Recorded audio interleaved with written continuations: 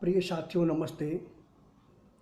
अभी कुछ देर पहले हमारे एक भक्त प्रकाश जी ने एक प्रश्न किया है कि प्रभु, भगवत गीता में हमने निष्काम कर्म योग के बारे में पढ़ा है, लेकिन उसे आप विस्तार से बताइए जिससे कि मैं अपनी बेटी और अपने बेटे को कन्विंस कर सकूं, ठीक से समझा सकूं। और ये सही भी है क्योंकि भगवत गीता में जो निष्काम कर्मयोग सकाम कर्मयोग के बारे में बताया गया है वो है तो बहुत ही उत्तम, पवित्र है, शुभ है और मोक्ष का कारक है, परंतु उसे लोग डिकोड नहीं कर पाते हैं। यही वजह है कि पढ़ तो लेते हैं लेकिन उसे धारण नहीं कर पाते, अपने जीवन में आत्मसात नहीं कर पाते। उनका ये प्रश्न मुझे अति उत्तम लगा और मैंने सोचा कि आप लोगों को भी इस बारे में ज़रूर दृष्टांत दूं जो बहुत ही सामान्य हो और शुद्ध रूप से हमारी आप सबकी भाषा में हो, बिल्कुल सामान्य तरीके से हो, जिससे कि आप सब इस बात को समझ सकें कि निष्काम कर्म योग क्या है। तो साथियों, जैसा कि आपको मालूम है कि भगवत गीता में निष्काम कर्म योग का दृष्टांत दिया गया है। भगवान कृष्ण के रूप में मैंने उस निष्काम कर्मयोग का दृष्टांत दिया था जो बहुत ही शुभ और दुर्लभ था।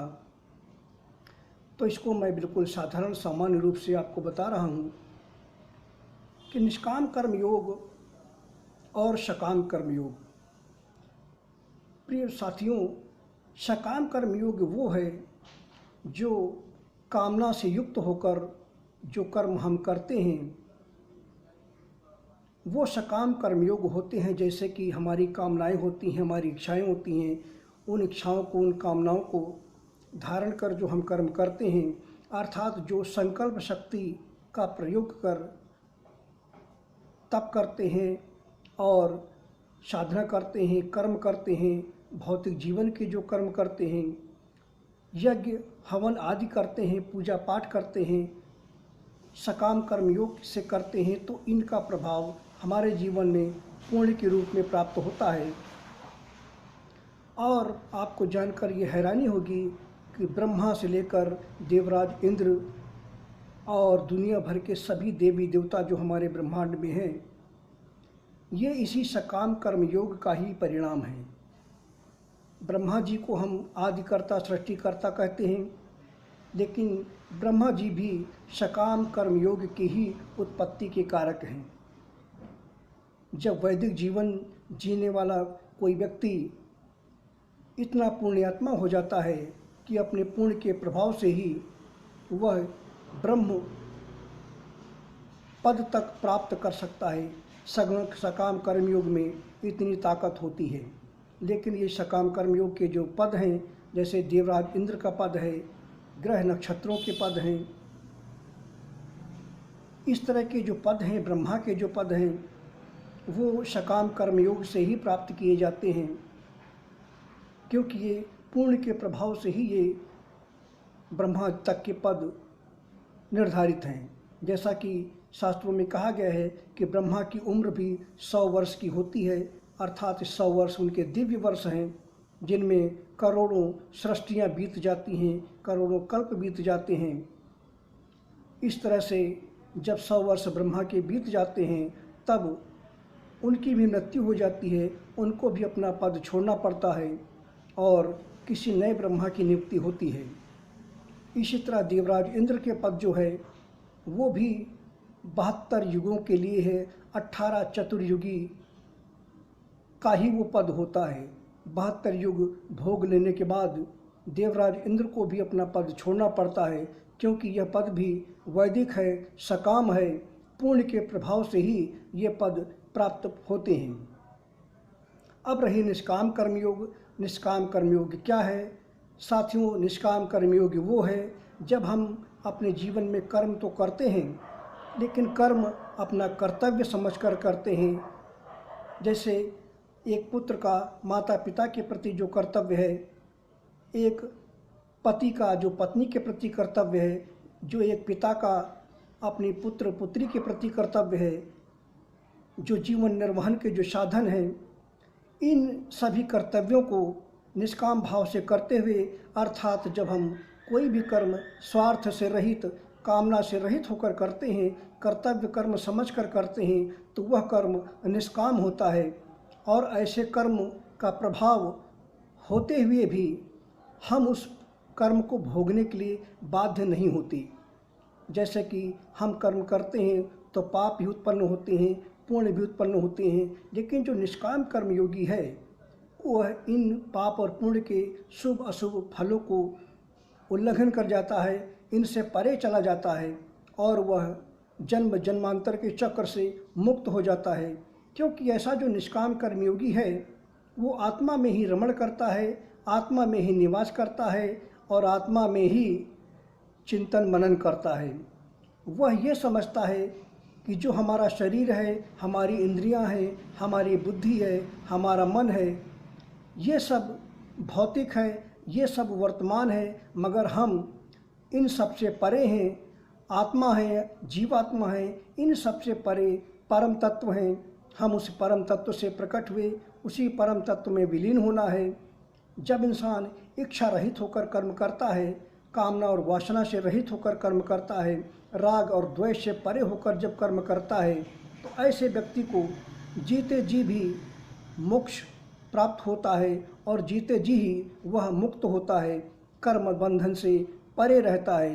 क्योंकि वह कर्म तो करता है लेकिन कर्मों के फलों को स्वीकार नहीं करता और उसके कर्म निष्काम हो जाते हैं।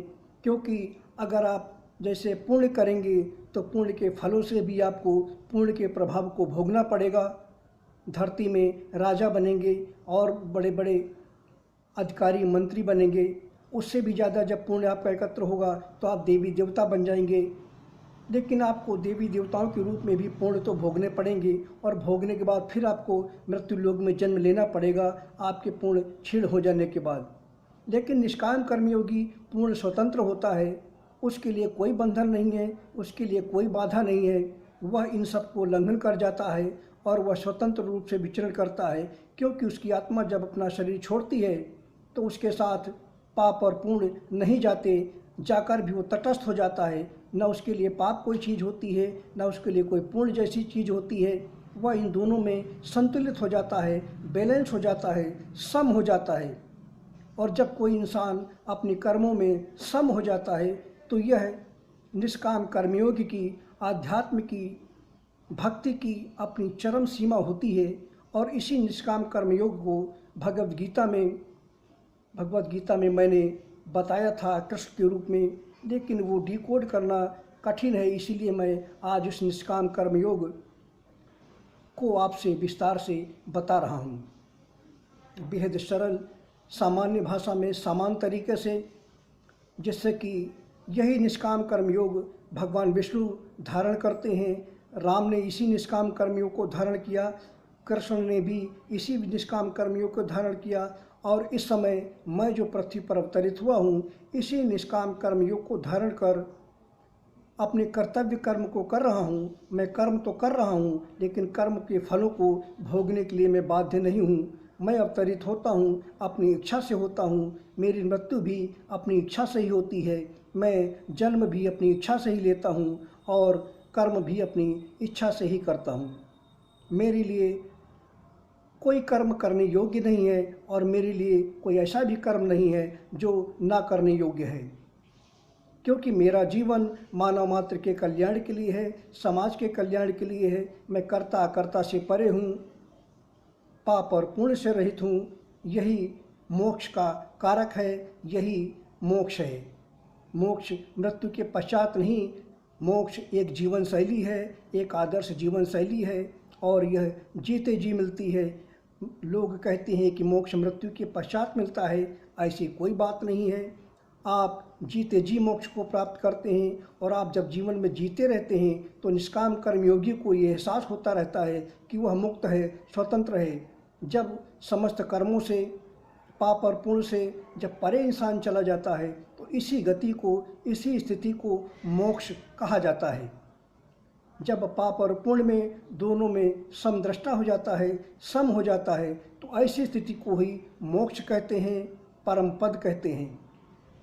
तो ये मैंने इस वीडियो के माध्यम से बहुत ही दुर्लभ संदेश आप लोगों को दिया है और आप इसका अनुसरण करें, आत्मचिंतन करें और इस वीडियो के माध्यम से मैंने जो संदेश दिया है इसको अपने हृदय में धारण करें। केवल सुन लेने से कुछ नहीं होगा। जब तक आप अपने जीवन में निष्काम कर्म योग नहीं करेंगे तब तक न कोई आपको मंत्र जीवन मुक्त कर सकता है और न ही कोई कर्म आपको जीवन मुक्त कर सकता है। धन्यवाद साथियों।